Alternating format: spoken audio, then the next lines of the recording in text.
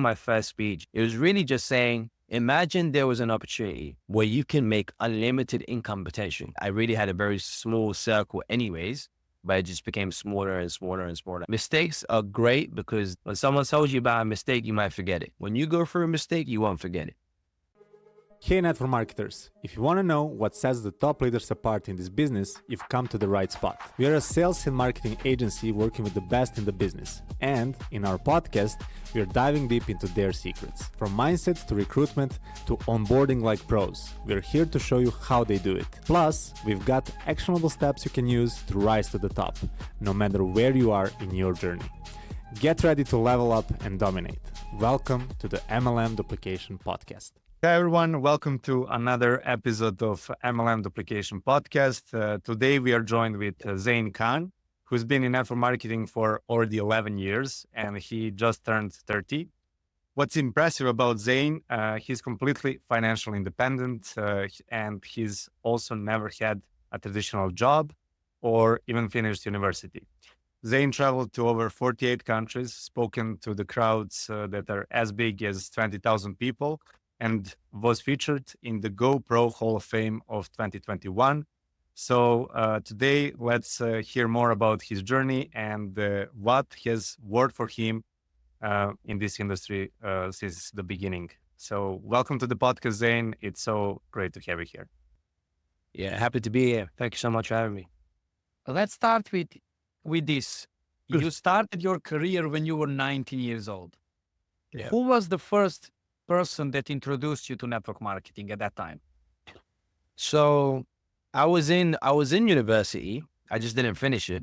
It was my final year. I had a couple of months left. And there was a girl that I knew from school who basically approached me on Facebook with like a very general message. And, you know, she basically said, there's a way that you can make extra money. And as a uni student, you know, you're always looking for a way to make extra money. You know, as a student, we know students are the most busiest people. And I wasn't just a busy student. I was in university, I was playing semi-professional football, and I was working as a volunteer in the gym. So I was going to the gym. And the reason why I was a volunteer is because I wanted to get a job. But they said, if you volunteer, you can actually get a free membership. So I was like, hey, if I can save 40, 50 pounds a month and I just have to come in for a few hours, yeah, that's great. So I did that. And I was just thinking to myself, how can I make extra money? And she sent me a message and I was like, you know, I just wanted to ask her one question. Is it legal? That was it. It's illegal. And she said, yes, completely legal. You can do it part-time. And then that's how I got introduced to the opportunity. And when we are on to that part-time, do you think that majority of network marketers come to the industry just thinking, oh, I will do this part-time? Or do they come into thinking, oh yeah, man, this will be my career right away? When did you know that this will be your career? That's a good question. I think it comes down to, you know, if you feel like you can do this and you have that opinion about the business and you have that opinion about yourself quite quickly that you want to earn extra money, but is this the way to do it? I never say anything is for everyone. I always say there's always going to be people that see the same movie and, you know, some will like it and some won't. And that's just a fact. You know, I was in university, but I didn't like it. I was just doing it to do it, you know, and many students are like that. And that's why in the first year, you have many students that drop out by the final year because they find out that this is not something that they enjoy and they can't progress. It's very difficult to progress in something that you're not enjoying. And number two is that you're not good at. So as soon as you find out, number one, you enjoy it. And then number two, you're good at it. It really gives you the chance to then go, you know, I want to go more full time. And what is full time? Full time is, you know, 6 to 8 hours. You know, that's what full time is in a job. When someone's at 9 to 5 with all the breaks and the intermediaries and all of that good stuff, you really do work 6 to 8 hours. So 9 to 5, you know, with the breaks and stuff, it really is, you know, 7 to 8 hours. So I said to myself, even if I have a full-time job, which I didn't, if someone really wanted to do network marketing full-time, they can, even with a full-time job. The only thing they have to do is sacrifice. Now, whether that means sacrifice their time that they watch TV, or the time that they spend with their friends, or the time they spend with their families, or the time they spend with their kids, or the time they spend, sleeping. It doesn't really matter. Really and truly, it is to make you free from the time that you're actually working, which is why we do it. So there's people that you literally used to work full time, and then they used to do the business 5, 6, 7 hours a day. And, they were doing good, 12, 15-hour days, sleeping, 7 hours, 6 hours, 5 hours, and going again. And that's really because number one, they enjoyed it. And number two, they actually started getting really good. And do you think it's better if you start off that way? Because in network marketing, you don't have this certainty, and especially like going into the full time when you don't have other income. I know everything is individual. You have people who succeeded in both, but what do you think? Which one is better in your opinion? I always think starting part-time is important, because everything can't be 100 miles an hour in the beginning. You have to warm yourself up. Even in the gym, you warm yourself up. You don't just go gun hold and start doing your max repetitions on a weight. So I do believe you have to warm the body up. You have to warm your mind up. This is probably one of the hardest things that an entrepreneur can do, which is deal with people. Dealing with business is one thing. Dealing with customers is another thing. But dealing with people in network marketing can be really, really tough, because you don't have bosses, but you have sponsors who want to guide you and develop you. And then you don't have customers, but you might have people that you've brought into the business, referrals. Some might say affiliates. And you want to help and guide them. So you have to be a mentor to someone, and at the same time be a mentee to someone, and at the same time be a consumer of the products and services. So it can be a tough mental game. So you go full in straight away, it can overwhelm you, or underwhelm you, whatever. So I do believe someone starting up part-time is important, just to really warm the body up, warm the mind up on what needs to be done. And then, then they can get their juices flowing and go in the time that they want to go. Do you remember your first pitch when you got into the business and you thought your first pitch? My first speech is actually on my Instagram. It's crazy. It was about 30 days. They had a challenge. They have a challenge in the company where if you hit the first rank in the first 30 days, you get to do a little testimonial. So I was really excited to share my story, because I really wanted to let all the people that said no to the opportunity know that I'm doing something great and I can help them. So I really wanted to get promoted, and I did that within the first 30 days. So my first testimonial was really just, I remember I thought it was going to be easy until you actually go on the stage and you speak to, even if it's 100 people, however many people. And then when you actually start speaking, you get really hot. Your mind is blank, difficult. That's why they say public speaking is the third most feared thing in the world. After death and after heights, it's actually public speaking. So I said to myself, I'm going to say something that's quite clear. And I remember my first speech, it was really just saying, imagine there was an opportunity where you can make unlimited income potential. Would you sign up for that job? Because in a job, you're capped at how much you can make. So when I worked in the gym, if I got a job in the gym as a trainer, or as an instructor, or as a manager, or as a receptionist, I would be capped per hour on what I can make. Even if I was self-employed as a personal trainer, which I was, I'd have to, I could be capped. So here, I can really make unlimited income potential, not based on the hours, but really based on my performance. And that was what my speech was really about. It was only, about a minute or two long, but it really was just short and sweet in terms of, letting my message across that. This is why I got involved. That if I can make extra money, and it's completely legal for me to do so, and I can do on the side of what I've already got going on, and it's a no-brainer. I have a question, just going back to that gal that introduced you when you were 19. What was after that? What happened after that? Was it an offline event? What were your first steps in that company? So it's strange because she invited me, but didn't show up herself. She invited me to an event in Kingston, which is like South London. Kingston University. And I remember going there, and it's a good long, it's a long drive from where I live. I live in Northwest London. So it's a good hour and a bit drive. So I'm driving there and I'm thinking to myself, it's Sunday. I'm driving to this place. I don't even know what the business is about, and I'm running late as well. And I get there and she's not even there. But when I heard the business, I didn't understand anything. But what I did understand is that if there are people here making money and they can show me exactly how they do what they do, and I don't have to be qualified, I don't have to have experience, I don't have to be a certain age, a certain race, a certain gender. And that sounded like so much, I was so excited about that because, where I come from, when I was going to university, I felt like I had to do something to be able to graduate. In order to, I have to impress a person with my exam results. I have to impress someone with my, time management. I have to impress someone at workplace for me to get a job, for me to sign, sign for a job so I can get paid.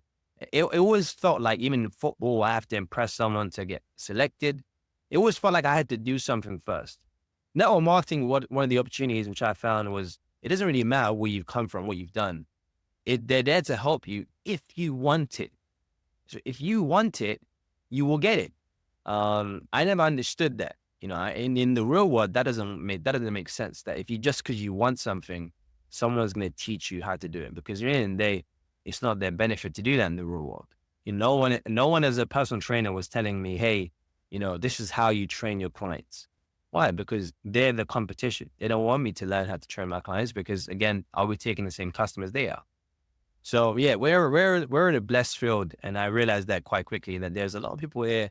And there was only about 100 people here, but there's a lot of positivity in the air about what you can achieve, and that's quite different from what I'm used to. And back then, there wasn't many movies that had come out. Like nowadays, you got Wolf of Wall Street and all this kind of stuff that's come out. Back then, like I'm talking about 2013, 2012, there wasn't much about trading. There wasn't much about entrepreneurship when it came to movies and stuff.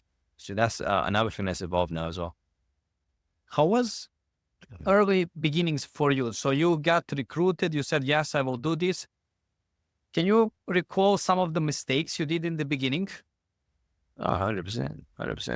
The mistakes is what I train on today with our group, and that's the kind of blessing that you get, because I was actually learning from people who were also quite new. Whereas if I had learned from people who had done 5, 6, 7, 8, 10 plus years like I have, they will be able to teach me a lot more. But unfortunately, it's not really too much of a bad thing, but it was in that sense where everyone that I started with, everyone that was in that room, they were all quite fairly new. The highest earner had only been in the company for like 6 months. So, for me, they didn't have much experience in the industry. But mistakes are great because they actually help you understand things personally in comparison to externally. When someone tells you about a mistake, you might forget it. When you go through a mistake, you won't forget it. So for me, when I went through the mistakes myself, I said to myself, this is something I'm not going to do again. One of the things I did was I burnt a lot of bridges in the beginning. When someone said no, I blocked them. I'd kind of dislike them, or I would, if they were my friend, I would unfriend them per se, because I would take it personally. I would take it like, oh, how can you say no to something that, doesn't cost you much money? I'm not asking for a loan here. Like, you got people that don't friend people out when they're asking for loans. Here, I'm actually asking for an opportunity, So, it was kind of strange in the beginning. I really had a very small circle anyways, but it just became smaller and smaller and smaller. And I was okay with that because I realized that I might find real friends through the vision of what I'm trying to create for myself. And that's exactly what happened. And did you had some sales script when you were texting those friends or calling them, or you just did it off the air, like in the moment? You get taught sales scripts, of course, just like you do in any sales job. I was taught sales scripts even in the gym about how to close customers for the gym, and of course, customer clients for my own personal training had scripts. But scripts only take you so far. You don't want to sound like a call center or like a robot. So my script wasn't really the same for everyone. It was more about adapting into what that person really wants. And as soon as I would find out what the person would want, I would make it about that subject. So one of my best friends in the world, he actually was one of my first people to get introduced to the opportunity. And I knew that he needed something in order to help himself, grow and develop because he was doing something that wasn't in the right environment. I said, look, there's a lot of positivity here. There's a lot of growth here. There's people here that are making a ton of money, but they also, they dress sharp. They're all developing into watching the right videos. They're reading books. We come from a football background. We don't read books. And so, I was, giving him that kind of assessment on the situation. And that was what I went with. I never went with something because everything, like I said, it's not the same motivation for everyone. So I can't say the same sales script that, hey, listen, are you looking to make extra money on the side? If so, come to this business opportunity, it doesn't really make sense. So I would really, take my time in understanding what we used to call it a hotspot, where you would find out what the person really wants to discover, wants to actually assess within their vision. And then, we'll see if we can make that fit for them in the company. When did you realize that unfriending your friends was a bad thing to do? And, what is your suggestion now, not to burn those bridges, but actually how to follow up with those people, and, so it's funny. How do you teach people? Yes, it's a very good point because, of course, sometimes when you do something wrong, you don't know how long it's the wrong thing. You might find out that I'm saying it now, 11 years there, but how long did it actually take me to figure out that it was actually the wrong thing? Because you can be doing the wrong thing so long, you believe it's right. And that's the harsh reality of the process of culture and what you actually build the foundation from. So my foundation was all wrong from the beginning. I didn't actually understand what relationships are all about. And business is all about relationships. It's not what you do, it's who you do it with. And I realized that, quite late on, I was probably in my third year when I started to understand. It was only when I actually left my first company, I realized that, man, why did I burn so many bridges? Because I was so loyal to this company and everyone that didn't want to do it, or loyal to this project, that I stung everyone that didn't actually want to pursue it. When really and truly, I'm not here no more. So really, they don't care that I'm not here no more. They're gonna still do what they're doing. The project's still gonna go on. So it's not like I own the company or I own this project that I'm gonna be gun-hold and not give anyone the time of day just because they don't want to do this project. So I said to myself, what, I'm not gonna build anyone else's project like it's mine. I'm gonna be my own person, be my own brand. And if I'm in a company, great if someone wants to do it. If not, great as well. They might want to do another project that they might find for their vision, and that's okay as well. So I realized that maybe after my first company that, not everything is for everyone, of course, but at the same time, you can't take it personally. You got to take it logistically. And that's the difference. Most people in network marketing, they act with emotion, which was me. Especially in my first year, that I was acting with emotion, and then later on you act with logic. And when you act with logic, a yes doesn't faze you and a no doesn't affect you. And that's the game. That's very nicely said. I read that you got married when you were 22 and that having that responsibility helped you actually. Can you speak about that? Yeah. So on a personal note, network marketing can bring a lot of attention. And of course, and everyone has their own opinion on this subject. My opinion is not the fact opinion.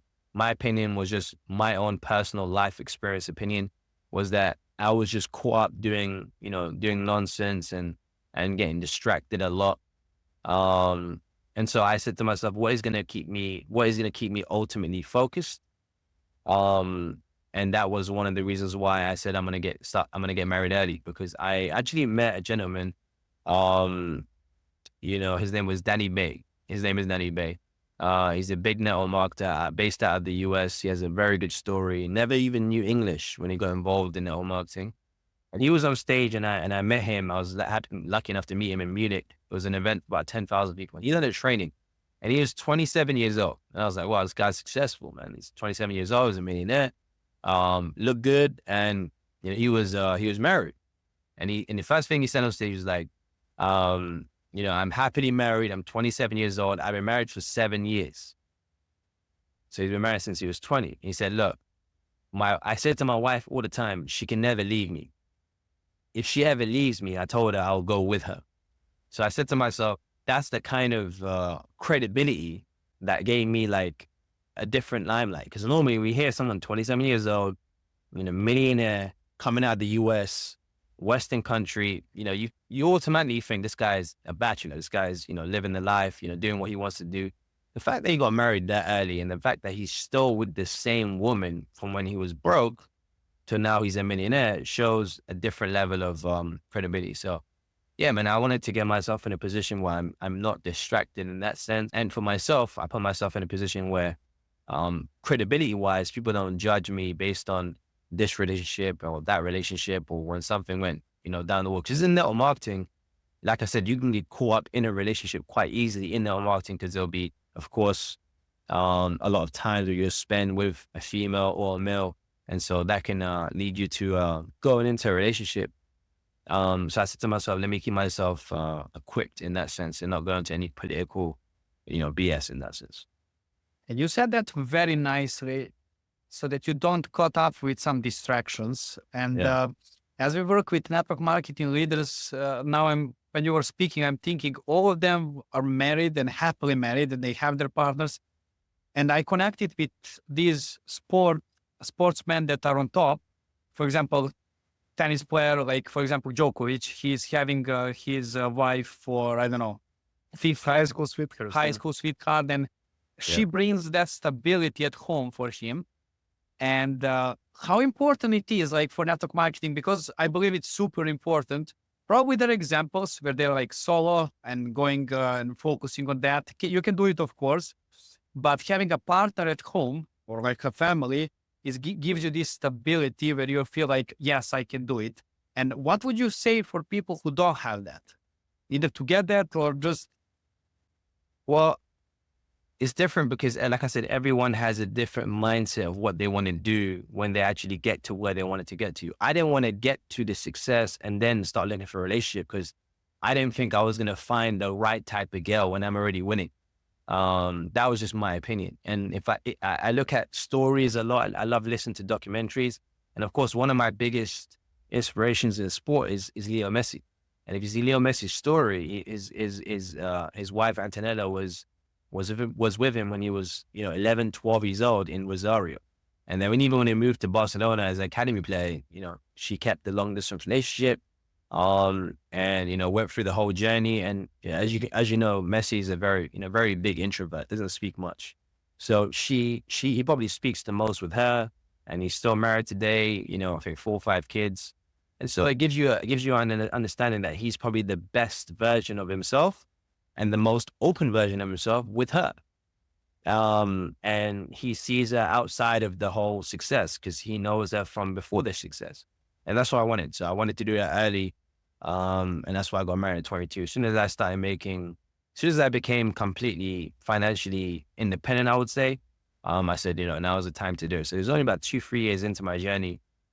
I said, this is the time. And I met someone, and after about a year, we was married. And how was it for you when you earned the first million? Do you remember like the time, and how did you feel at that moment?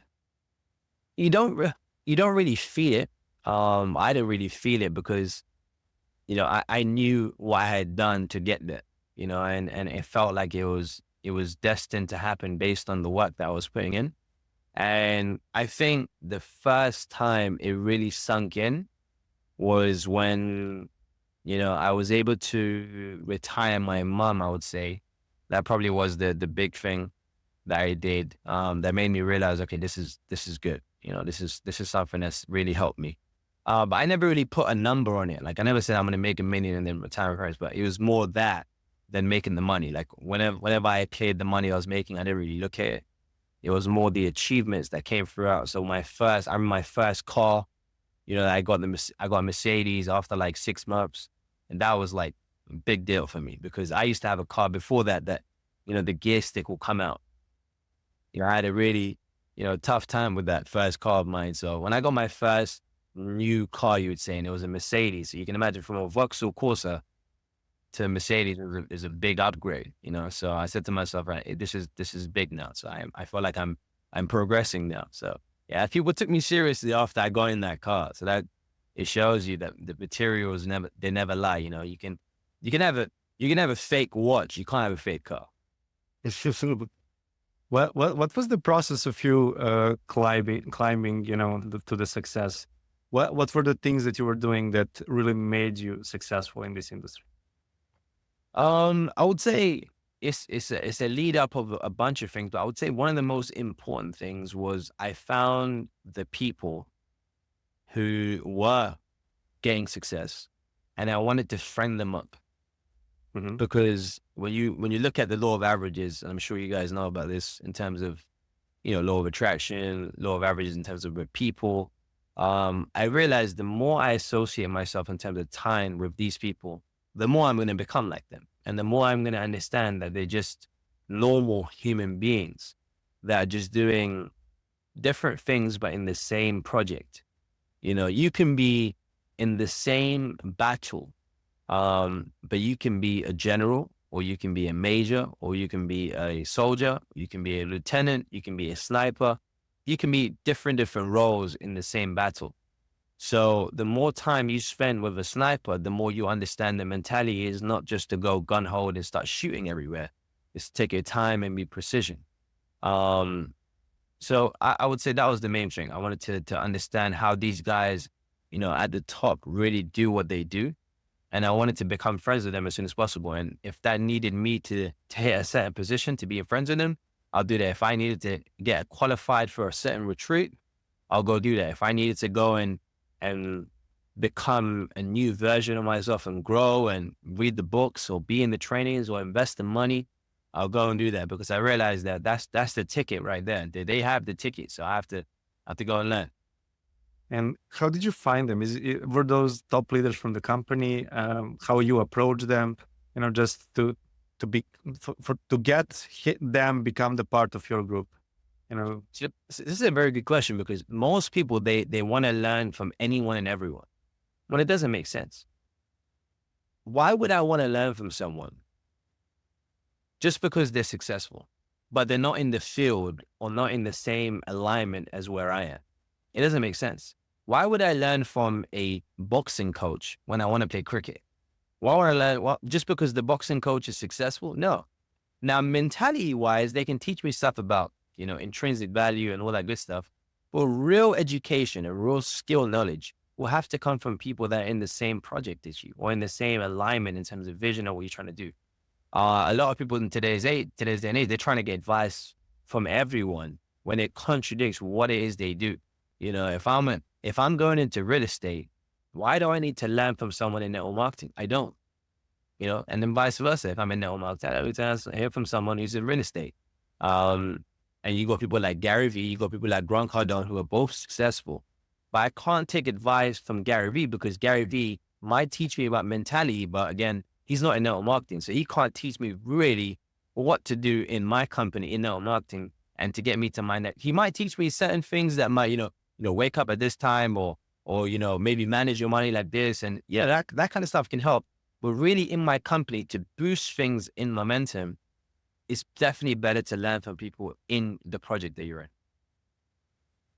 Your social media is really great, your Instagram. When did you realize that you have to, and when did you start to work on it? Quite early, as soon as I joined. Lucky enough, I was in the era when Instagram had just started to become popular. Back then there wasn't DMs and stuff like that. You can only like. So it was very difficult to interact and get customers from Instagram. Now it's quite easy to get leads and customers, and this is how we're even doing this podcast. However, and back in the days, it was more about just building a brand. And I said to myself, I want to build something that's going to be 80% about me and 20% about business. It wasn't going to be 80% about business and 20% about me. And that's the difference. Most people today, their page is consistent of, business and how, if you want to make extra money, the link in my bio, constantly selling. And that's great. It works for a lot of people and it works. I'm not saying it doesn't work. For me, myself, I wanted to put myself in a position where people actually trust me as a person. And then if they do want to get involved in the business, I have business post that allows them to engage and get connected. And, the link in the bio stuff's still there, but it's more about them getting connected to the person first and then the business second. That was the whole methodology. That's why I have, stuff with my family. I've got stuff with, my culture, my religion. I've got stuff with sport. I've got stuff with, of course, business. And most of the stuff is now lifestyle and travel and this stuff. So yeah, that's been the recent dialogue. And that's a very good strategy because people then connect with who you are as a person, and then naturally that follows to like, okay, what this guy is doing. And do you now like speak with your team about the importance of being out there, putting this content, or what would you say? What is the percentage of people in your team that is constantly posting on Instagram? In our opportunity today, about 95 to 99% focus on social media. Yeah, it's very different to how it used to be. Back in the days, people used to focus on calls and, it could be even people stopping people at the street with a clipboard. It could be anything. Now social media is the way because people now have a judgment on you just from social media. They think you're doing well just by social media. So they don't need to see the shiny car or the watch or this and that. If they see that you're traveling, they see that you've booked a business class or you've, gone to this event and you're wearing this nice outfit and you're always in different countries and you're doing this and you're promoting these people and these flyers that they had a picture of you on the flyer and this and that, it kind of puts you in a position where they've already cast their judgment on you from social media, which is of course good and bad. Good in the sense of they understand that you're doing something productive. Bad in the sense of they might feel like, just because of how well you're doing, they're going to do exactly the same thing. When it's not the case, sometimes people's journeys is not as smooth. So they get like a big head from the beginning that, it's going to be easy for me. When it's not the case. So yeah, they still got to put the hard work in. It's just social media has really upped the intensity of the work. Yeah. So for you, it works to showcase that lifestyle. What is something that you teach people who are just starting in to post on social media? What type of content? So I go with the CEO strategy. C stands for create, which is creating your own brand, creating yourself, putting yourself in a position where you can actually, basically have like professional pictures maybe being taken or professional videography. There's a clear message being put across into what you are and who you want to do. So creating is the first one, creating a brand. Number two is engagement. So engaging with others on social media. Don't just think that people are just going to jump on your profile and be like, hey, Zain, I see what you're doing and it looks great. And no, you're going to have to be the person going out and liking people's posts and commenting on people's posts and really just interlinking and, being that person saying, hey man, profile looks great. Just a bit similar to what, we done for this podcast. It was really like, we didn't know each other and then we just connected and that comes down to engagement. So that's number two. And the last one is which is optimizing the time that you spend on social media. Sometimes too much time is irrelevant and sometimes less time is too less.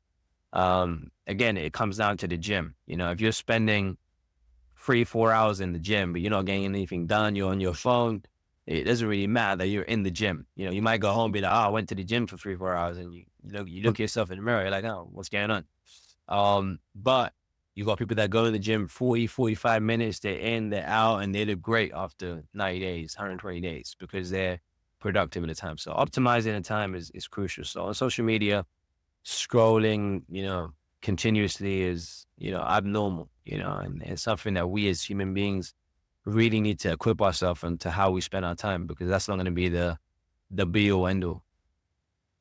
That's awesome. Yeah. And how do you get leads now, like for your business? Is it just those inbound leads that people like that are commenting on your posts, going to your link in the bio, or you do ads, you do some type of outreach? How do you do it?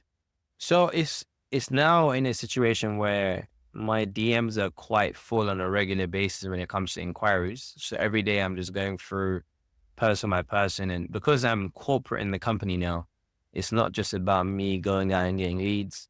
The team, kind of does more of that than me. I'm more now on a base of, traveling, helping people out with events, doing calls like this for people that have leads in order to help them get educated in the opportunity, help them understand what trading is about and what network marketing is about. And that's basically been the real time that's been, that I've been actually consuming to do recently. So it hasn't really been as it used to be, more of me going out, speaking to new people, going out. And it's not, less of that now. I still do it, but it's less of that now just because I'm so busy taking care of the actual existing team and their customers. And what do you think now is the best approach to get new team members, like recruit them? Where to approach them? Is it like using some tools, outreach, doing ads, doing just videos where you get like these inbound leads? What is the best way? What would you say and recommend to someone? I would say posting consistently per day. Social media, posting consistently per day in all the platforms. I'm talking about Snapchat, Threads, TikTok a lot, Instagram, Twitter, whatever it is, because the more reach you get will be from the more outreach you do. It really is never about, because most people have this consumption that, look, if I post something, how many likes am I going to get? What kind of engagement am I going to get from this? But it's not really like that. YouTubers will tell you that I used to get 10, 100 views and then I started getting 100,000. It wasn't just, they just jumped on YouTube and started getting hundreds of thousands of views. So you got to go through that of getting the reach, and people started seeing you every single time. And then they start seeing you like a habit, and then just start, connecting with who you are. So the less you reach out is the less reach you'll get. So yeah, I would definitely say if someone's new starting up, work with someone who's got a decent social media profile and just kind of, see what they're doing. And you don't even have to know the person. You have to reach, you can just see their profile and see what kind of content they're creating to then just go and copy into your own way. And that's, a lot of people have been doing that anyway. Yes. And how do you manage your team now? Like, you have a large team, and do you have a system how to manage it? Do you meet with everyone on a weekly basis, on a monthly basis? So Trainings and stuff like that? The teams now are quite scattered into different regions, and we let each, protocol leader take care of their own coaches, because every leader will have their own dynamics and own ways of learning and own system for their teams.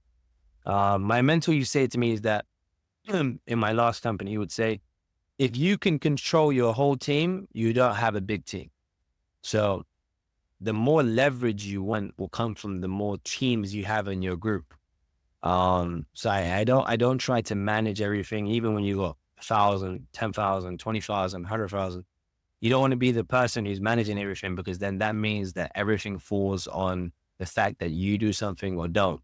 So I always say that the more teams you have within the team is always better, because people, that means, are stepping up. And what do you think about people who are just joining the business? Like, what are the first steps that they need to do in order to get motivated, to get some results, just to be there consistently for the company and for this business, just to take it as, this is for me, to realize that this is for me? Yeah, I'll definitely think that when it comes to staying plugged in the beginning, especially, you want to be like a sponge, soaked every single step when it comes to the actual business, the customers, the services, especially because you can't share with others or you haven't consumed yourself at 100% level. It's very difficult to give marriage advice when you're single. It's not going to work. So I would definitely say the new person coming in or someone staying plugged in, like I said before, stay close to the people who are winning. Because with that winning, they've studied and they're constantly sharing the vision about what it is that they're pushing out. So you would kind of just use the same narrative and study in the same format as them. That way you'll be plugged in, you'll be sharing this, everyone will be singing the same song. Network marketing is just that. It's about everyone singing the same song, everyone being in the same cohesive attitude. And that way, you're going to have a company that thrives together. And that's why I'm so blessed where we are right now in our company, because we didn't have the same unity here that we had in previous projects before. And the reason why is because we've changed some things that we've done wrong in previous companies to make sure that we're more unified here today in comparison to how it used to be. Some newcomer who just came to the industry, what they need to do on a daily basis in order to achieve this top level of success? Oh, there's so many things. But it all boils down to, again, mentality. Do they really want to do it? That's the question I would ask them. Because everyone wants to make money, but that's too big. It's too general. Money is something that everyone wants to make. You want to make money even if you're not in network marketing. So why should someone in network marketing want to make money? No, the mentality should be, do I really want to use these services? Do I really want to help these people get started with this opportunity? Do I really feel like this company is going to be here 3, 5, 10 years from now? So again, it's the questions that you have to ask yourself first, mentality wise, and then that would be the best way to go and step up and do all the other things in terms of social media, learning the services, do what we spoke about. But yeah, first thing will be to find out the mentality of the person. Like, you can't help everyone. Yeah. What got you into trading inside the network marketing? Like, there's so many different, let's say, industries. Why did you choose to go into the trading? Well, the average person spends 4 hours a day on their phone. That's the average person. So trading is one of those things where you can make money on your phone. So the time that you're spending on your phone anyways, and there's apps today like trading that can allow you to make money on your phone. For me, that was amazing. But you put that into network marketing now, which is a model that I really like. That became an obsession for me to understand, because I love network marketing and I don't know anything about trading. So the fact that you mix these two very powerful industries together, back in 2016 is when I first heard about it. 2017, I got introduced to the first company. It was kind of one of the first companies to do network marketing and trading. And so I got involved in there, and the rest was history. I've been doing it ever since. And where do you think this industry is developing? Like in terms the of future? the trading it's going like on a different scale. Like back when I started, there was just manual trading and education. Now there's manual trading, there's education, there's algorithms, there's software, there's bots, there's, semi-automated trades. There's so much. There's crypto, there's, stock options, where, talking about 10, 15 years ago, you couldn't touch this stuff. Like, there's no way. It was only about 20 years ago, you can actually even start videoing on a phone. So you can imagine how quick things have changed in the time span. 2006. Yeah. And is there a future for network marketing inside this trading with all that happening? We saw many companies now just removing the whole MLM part of the business and going full affiliate. Do you think that it's going to happen with more of companies? And, where do you see the future of network marketing in that? I can't really say for every single company because I'm not there. But the companies that I've been involved in the past, you could say 7 years, that basically been about trading and network marketing. The difficulty is to find out the agendas of what the owners want in the company. Do the owners really want, like I said, to do this project for the long term? Because any company can close down. It doesn't have to be network marketing. Companies like blockbusters that were so big have closed down because of Netflix. So realize that companies can always close down. It's more about what else is happening in the market. So when companies' agendas are to evolve, where let's say another industry comes out and it puts trading into a very, low scope, it's not as popular no more. And people are in trading companies and they say, oh, well, trading is not really the big deal right now. This is the big deal.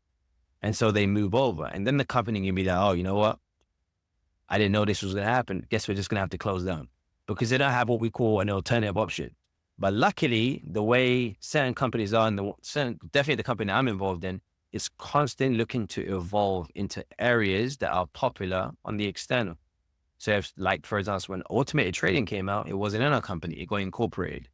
When crypto came out, crypto trading wasn't available in the market, it got incorporated. Same with stocks, wasn't available, got incorporated. So we're trying to incorporate things to make it more of a hybrid model all the time, because it makes people understand that whatever it is that they think that they should do outside of network marketing, they can do inside of network marketing too. And that helps people stay. And how people can actually do that due diligence about the company and understand that they're in the company that is doing this for the long run and has this vision of the long run. So it's a very good question. And when it comes to due diligence, this is how it works. And this is the harsh reality. There is no due diligence that you can do until you actually do what the due diligence requires you to do. So imagine put yourself in a position where I'm going to now go into marriage and I'm going to go do due diligence on marriage. And I go on Google and I type, how many marriages fail? What do you think that will do to my mind? I'm going to find good things and I'm going to find a lot of bad things, because most people that do reviews, they do reviews based on bad experiences, not good experiences. If someone's gone through an Uber journey, it's very rarely that someone goes through a bad Uber ride and doesn't do a bad review. They're going to do a bad review because they're not a bad Uber ride. Now, how many people do you know that do good Uber rides and do a review? Not many people. They just give the 5 stars and they go home. If they had a bad experience, they'll definitely write a review.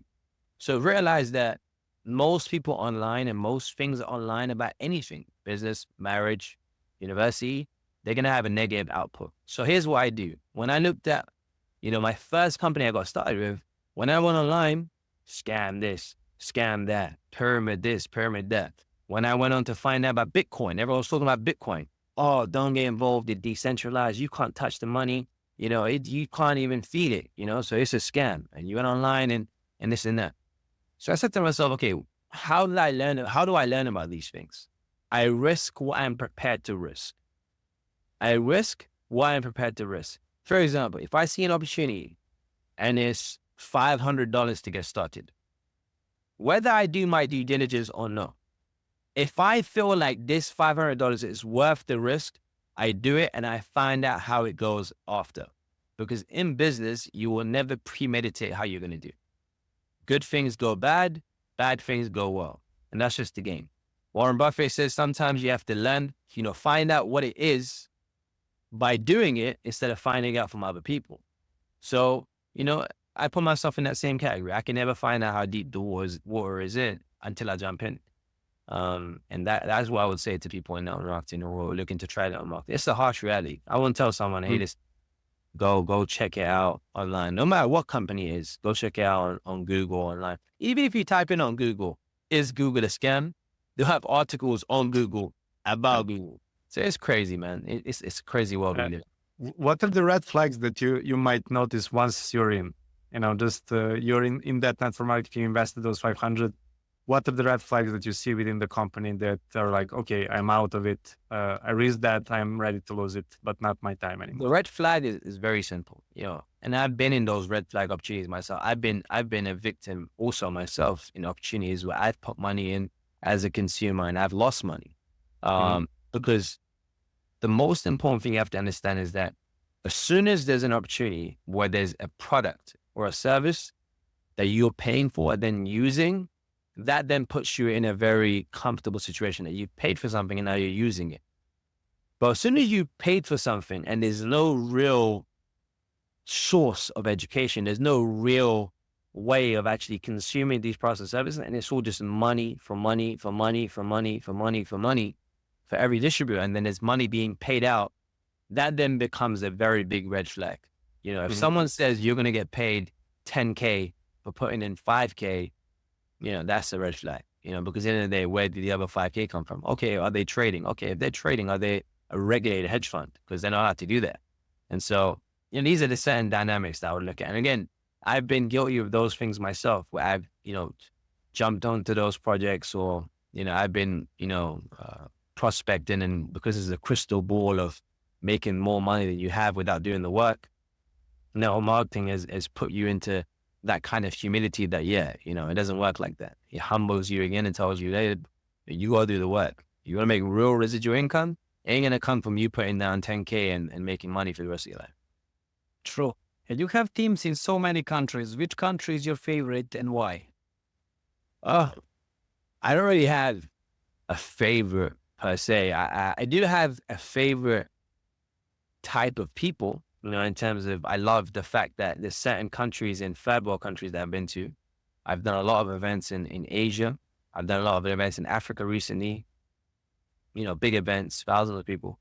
And the coachability there is crazy because you would think that the Western countries will be much more, comfortable and happy knowing that when something is $500 or something is $100 a month or something is $200, you'd feel like they'll be much more happy because they can afford it. $100 is not a lot of money. $200 is not a lot of money for people in Europe. Now, $100 in Africa is a lot of money, but the people are so much happier that they're paying $100 in Africa than they are in the West. Why is that? Because they realize that the same $100 can change their life in Africa. In comparison to in the West, people just be like, oh, if this doesn't work out, I'll just go to my job. I'll just go start working and I'll just make my money from there. And so that puts people in a position where they're not as hungry as those guys in the developing countries, which is why I feel like I really do enjoy it. There's nothing wrong with that. I just feel like that's our mentality. I live in the West too. It's my mentality too. $100 is not a lot of money to me. So if I go and someone tells me, hey, this is a business, Zain, $100 a month, bro, go hard. I'm not going to go to an event and be so fired up about something that's $100 a month unless I'm making a lot of money. But these guys are not even making that much money, but they're so fired up because they have a chance of freedom. And is there a difference how you present the project to people in the West and to people in Asia or Africa, where it's like this? No. Because of no, it's the same. Right. See, good things eventually fall on good people. Good ideas normally fall on good people. So regardless of whether someone's in the West or someone's in Africa or Asia, developing countries, the same ideology applies everywhere, And I do think that regardless of wherever the opportunity goes, you can't say the right things to the wrong people and you can't say the wrong things to the right people. And that's just how it is everywhere. I was curious, what's next for you, Zain? Where do you see your future, your position in Well, next thing will definitely be for me to relocate. I'm thinking about a couple of different countries that I want to move to with my family. Just relocate, bring a whole new environment for myself. It may be the UAE. But I really want to put myself in a position where I can start now, being more of an ambassador towards the industry, helping people out in different projects, different companies within the same industry. I did say to myself, well, as soon as I turn 30, I'm going to put myself in a position where I start. Because I didn't want to do podcasts or interviews or anything like that until I reached 30. I only done my first one recently. So it was more about me trying to focus on the business because I didn't want to share anything until I felt like I had actually accomplished a lot of great things. And luckily I was able to hit the big 6-figure a month mark in my last project a couple of years ago. So that put me in a situation where I said, you know what, I feel like now from the experience I've got, it's definitely important that I can share, depending if the narrative is right. And to wrap it up, what is your message for a new network marketer who just started, basically? And a marketer, again, the main thing will be to help them find themselves.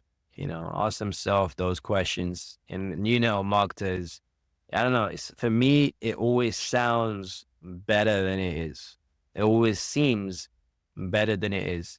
It always seems easier than it is. And I really want to give marketers that real awakening that, yeah, you might cruise through, but you're going to have some stumbling blocks at some point. So you're going to have to ask yourself, do I want to do this? Do I feel like this company is going to be here?